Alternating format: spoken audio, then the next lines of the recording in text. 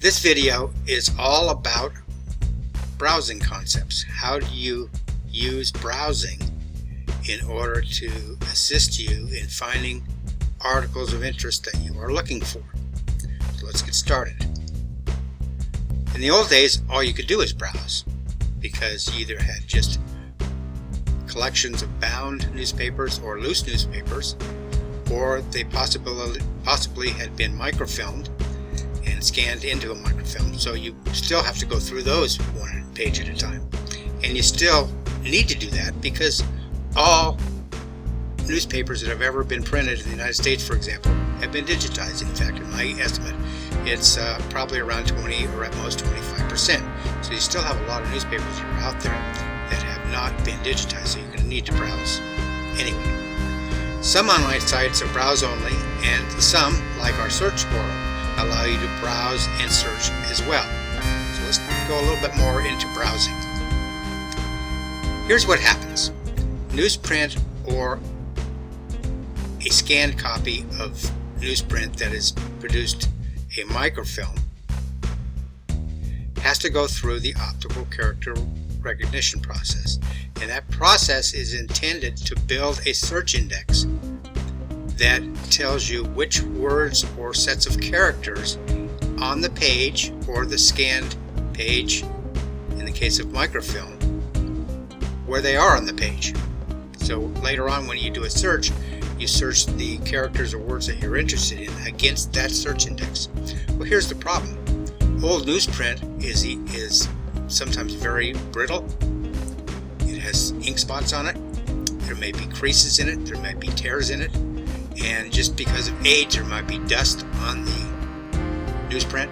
So the moral of the story is the search index is not going to match exactly what the words are on that original newsprint. So your search index is not going to be 100% perfect. It just goes with the territory. So how do you get around that? Browsing may be your only way to find an article. Okay, this is very important to know. So this is why browsing needs to be in your repertoire of tools to be able to find articles that you are interested in. So in the search portal, you've got two options for browsing. You can browse by title and browse by year. If you select browse by title, you simply choose the title of the publication that you're interested in browsing through. Here's an example of a list for one collection where there are 6 different titles. So if you're interested in just one of them, you would select it. Okay? So let's say you're interested in the Winchester Journal. You would click on Winchester Journal, and there's a tutorial about that later that you can look through or read through. Not now, it's not part of this particular video, but you can do that. So the Winchester Journal, you would click on that, okay? And then what happens is it'll bring up a set of months, years, and days, not necessarily in that order, for that title. So it'll show you all of the search results for Winchester Journal, which would be numerous since there's 320 different copies of the Winchester Journal, different dates, different pages, etc. So there's going to be a lot of them. So you may want to narrow it down by month and year, which you are allowed to do. As soon as you click on the title, it will bring that up for you. You can browse by year. Same concept as title. You would click on the year of interest. It would bring up the titles that are in the database for that particular year. It may not be all 6 that we had on the previous one, all 6 titles in this particular collection. There may be only 3 of them, say, for 1872. Maybe only 1. Then you get a selection of months of publication, and you can pick the months, and then you can pick the days from that month. So that's how you browse by year. So you can browse by title, and you can browse by year, and go through all of the pages that come up one by one and browse through those looking for what you're interested in. Now there's a concept that I call smart browsing, and basically it's very simple.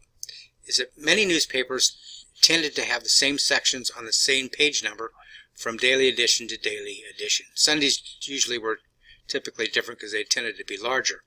But if you had a newspaper that, say, the Daily Edition in 1902, for example, was 16 pages, Monday, Tuesday, Wednesday, Thursday, Friday might all be 16 pages.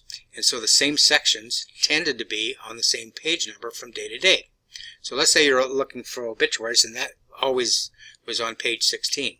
So if you were looking for someone and you knew the death date, you could go to that particular date and title and just look at page 16s, because that's where the obituaries are. So you can go from the death date to the next day, the next issue, the next issue, the next issue, and possibly you would find what you're looking for. So this is very helpful because, say, the person's name was not interpreted properly during the scanning and OCR process, and that particular result was not in the search index. The only way that you're going to find it is by browsing through.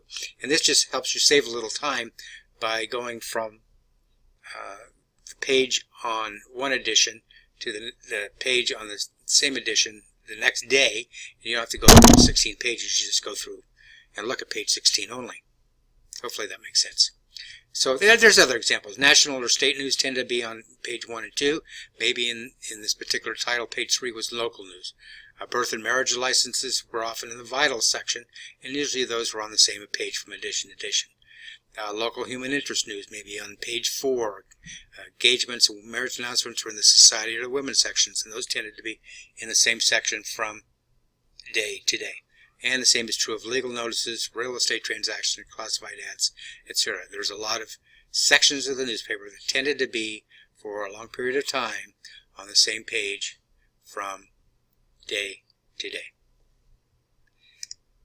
And in summary then, browsing is one of the tools that you need to make part of your repertoire, because the OCR process will not generate an index that is 100% representation of what the original newsprint has on it. And I told you the reason why. It's usually a quality issue. Tears, ink spots, creases, just pure age of the newsprint itself, dust, etc. So you're going to need to learn how to browse and browse effectively. You can use smart browsing to help you eliminate looking at every single page if it's a certain section of the newspaper that you're interested in. You need to make browsing part of your toolkit. It's going to be necessary, and get good at it, and you'll be glad because you'll find more results that will help you.